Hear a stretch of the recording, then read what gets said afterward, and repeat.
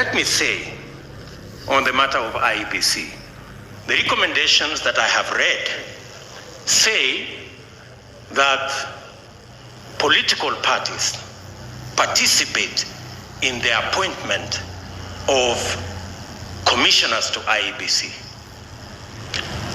My brother Raila Odinga is good at football. So let me try to ask, how fair will be a league where the referee is appointed by teams? And not all the teams, some teams. How fair will this league be?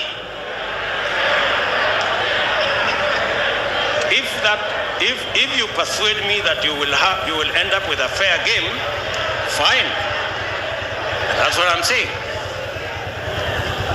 So if you tell me it is okay for some players, for some teams, not all the teams participating, to appoint the referee, if that's what we are saying, I have my reservations.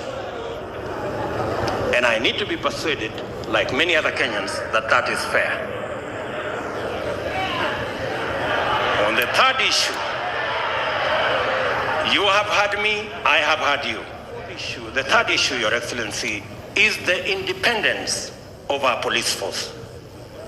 The 2010 Constitution was very clear that the police must act independently of any politicians, whether they are in government or in the opposition. To recommend that we will have a police council chaired by a CS is actually a derogation from the independence of the police. And I want to ask you, we must be careful on where we are going.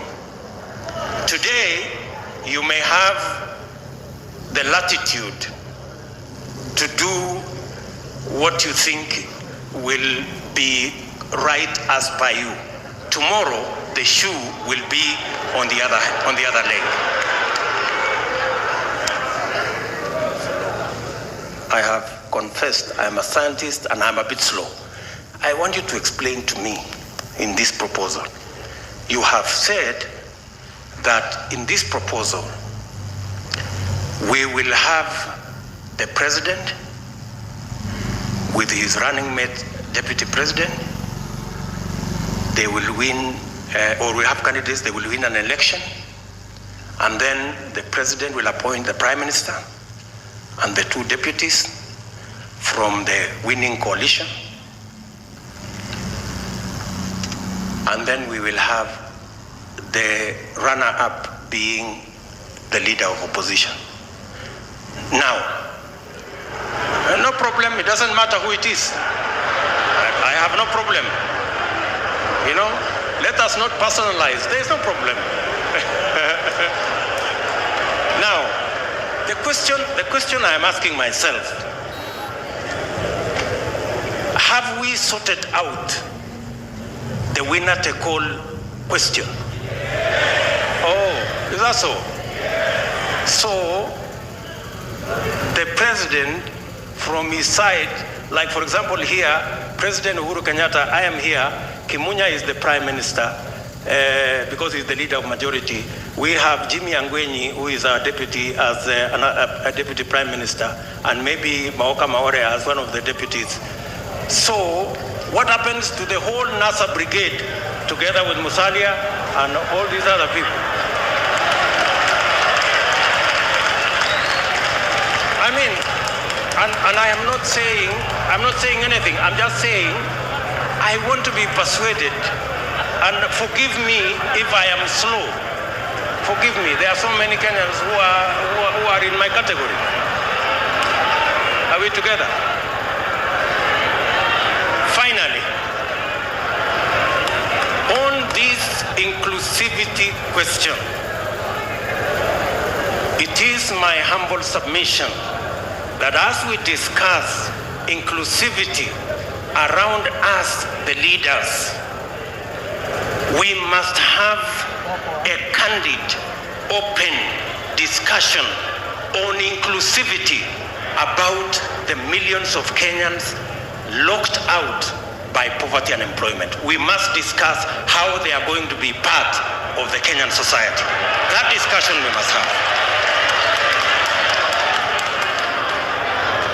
And I want to thank the young man, very good, and the bright, intelligent young man from Kitale, because he said that we should not bring 16th century technology. And I am sure he was referring to the wheelbarrow.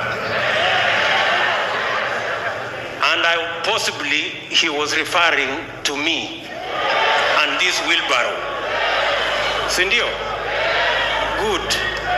Now, the question I want to ask us,